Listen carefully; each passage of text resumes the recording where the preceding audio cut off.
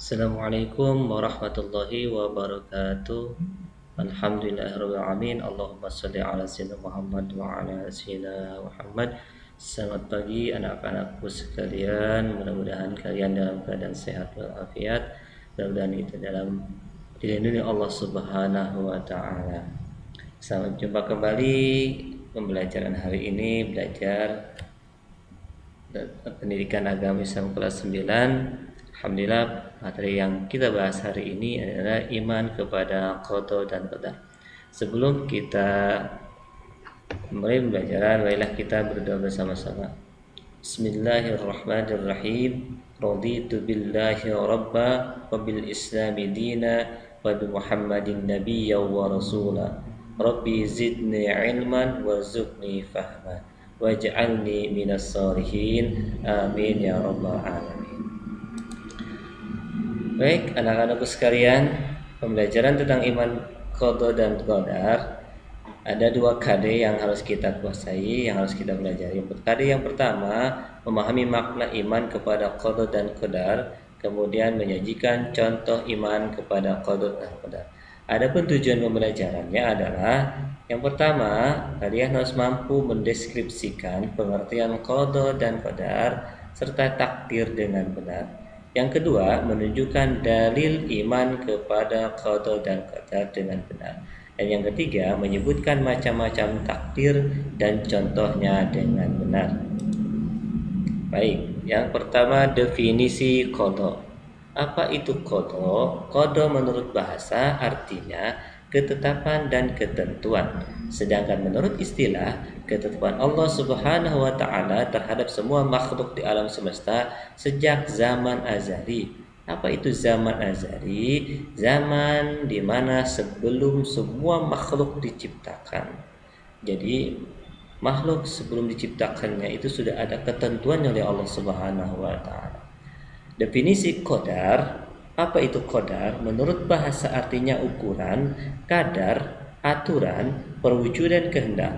Sedangkan menurut istilah, keputusan Allah Subhanahu wa taala terhadap semua makhluk ciptaannya menurut ukuran dan bentuk-bentuk yang telah ditentukan sejak zaman azali.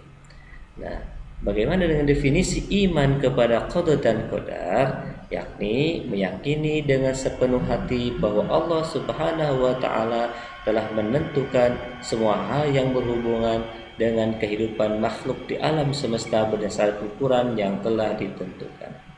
Qadar bisa juga disebut dengan takdir. Oleh karena itu, takdir Allah Subhanahu wa taala ada dua macam. Dalil qada dan qadar. A'udzubillahi minasyaitonirrajim. Bismillahirrahmanirrahim. Allahu ya'lamu ma tahmilu kullu untha wa ma taghidul arhamu wa ma tazdad wa kullu syai'in 'indahu bimiqdar. Artinya, Allah mengetahui apa yang dikandung oleh setiap perempuan dan kandungan rahim yang kurang sempurna dan yang bertambah. Dan segala sesuatu pada sisinya ada ukurannya.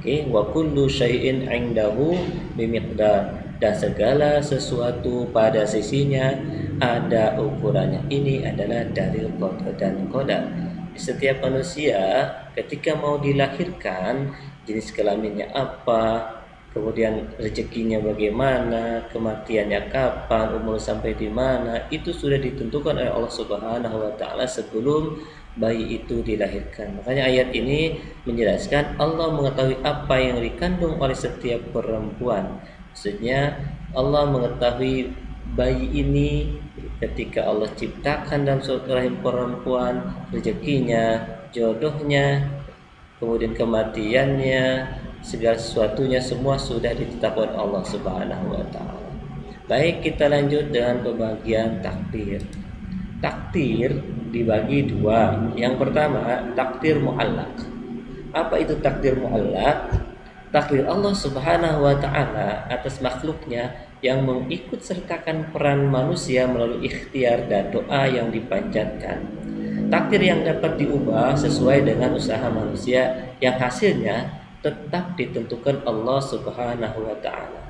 Berikut dalil Al-Qur'an Surat Ar-Ra'd ayat 11, Allah berfirman, A'udzubillahi minasyaitonirrajim, Innallaha la yughayyiru ma biqaumin hatta yughayyiru ma bi anfusihim. Yang artinya sesungguhnya Allah tidak mengubah keadaan suatu kaum sehingga mereka mengubah keadaan yang ada pada diri mereka sendiri. Nah, di sini manusia berperan untuk merubah dirinya sendiri agar menjadi lebih baik. Nah, pada masa pandemi COVID-19 ini, kita jangan terus berpaku, jangan beralasan bahwa ini pandemi, ini wabah, ini segala macam, kita tidak berusaha apa-apa. Pemberi contoh yang nyata, oke, ini ada selebrasi anak-anak yang lulus sarjana. Mereka lulus karena berusaha keras dalam menimba ilmu, tentunya dari mulai tingkat dasar, tingkat menengah sampai tingkat atas.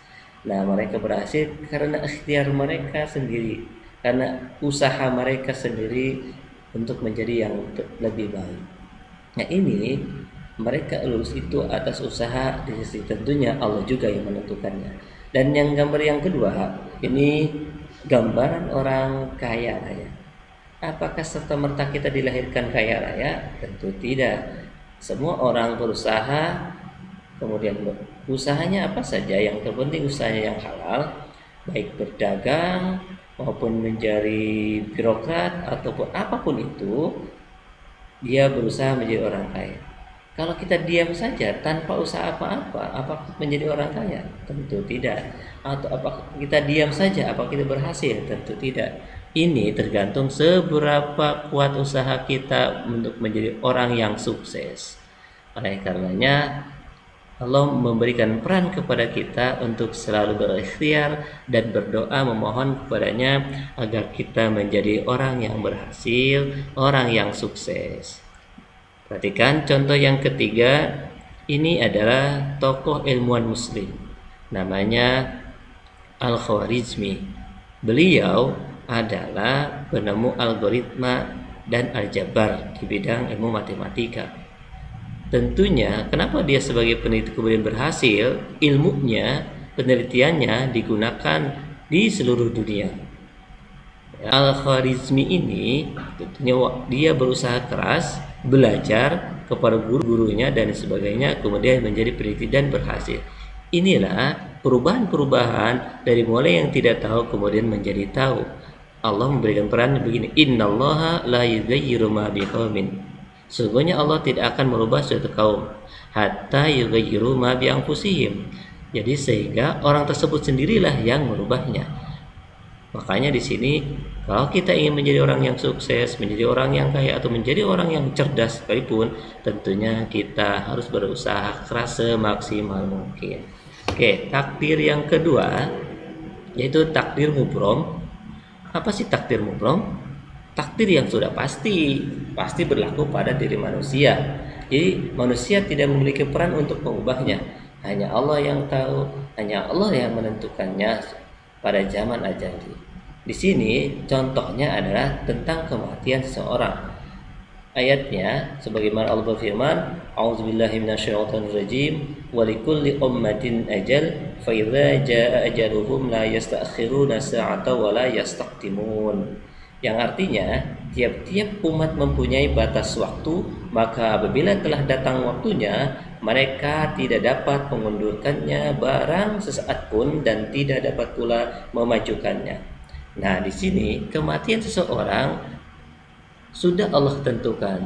Kalau sudah waktunya tiba, manusia tidak mampu untuk memajukannya ataupun mengakhirkannya. Ini takdir yang sudah pasti, yang sudah tidak bisa diubah oleh manusia.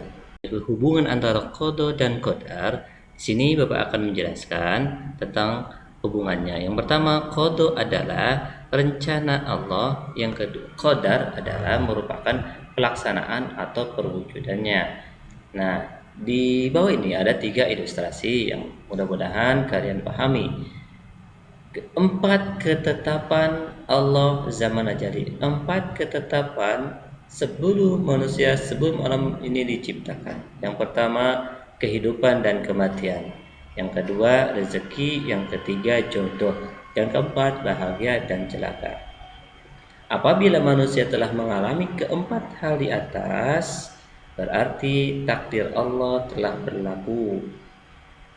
Sebagaimana sudah dijelaskan sebelumnya, seperti bayi sebelum lahir sudah ditentukan, bayi yang ada dalam rahim ibunya sudah ditentukan kehidupannya, sudah ditentukan rezekinya, sudah ditentukan jodohnya, bahagia dan celakanya sudah ditentukan Allah Subhanahu wa taala.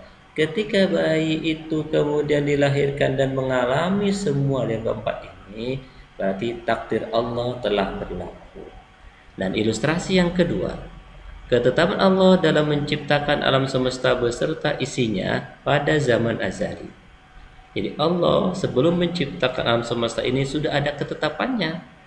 Sudah ditetapkan oleh Allah Subhanahu wa taala, dia menciptakan apa, di mana posisinya, seperti apa bentuknya, semua sudah ditetapkan Allah Subhanahu wa taala.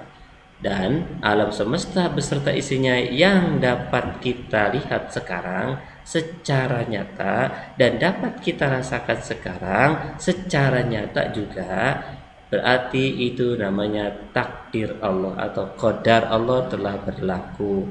Dan ilustrasi yang ketiga, Allah Subhanahu wa taala menetapkan perihal kejadian hari akhir. Karena hari kiamat sudah ditetapkan, sudah ditentukan sebelum alam semesta ini diciptakan, ya. Nah, kapan kejadiannya kita tidak tahu, hanya Allah yang tahu. Nah, ketika hari kiamat sudah terjadi, maka berlakulah qadar Allah atau takdir Allah terhadap umat manusia. Oleh karenanya, kita sebagai manusia berhubungan dengan qada dan qadar, jangan lupa kita berpasrah kepada Allah, dan juga jangan lupa selalu ikhtiar dalam beribadah, ikhtiar dalam mencari ilmu, ikhtiar dalam menjaga kesehatan kita dalam masa-masa sekarang ini. Mudah-mudahan kita diberi kesehatan dari Allah Subhanahu wa taala dengan sehat yang sempurna. Demikian anak-anakku sekalian, mudah-mudahan materi tentang qada dan qadar ini bisa bermanfaat buat kita semua. Apabila ada kekurangan, boleh kalian buat kritik dan saran atau masukannya buat Bapak ya. Kita akhiri dengan mengucapkan alhamdulillahirabbil alamin. Wassalamualaikum warahmatullahi wabarakatuh.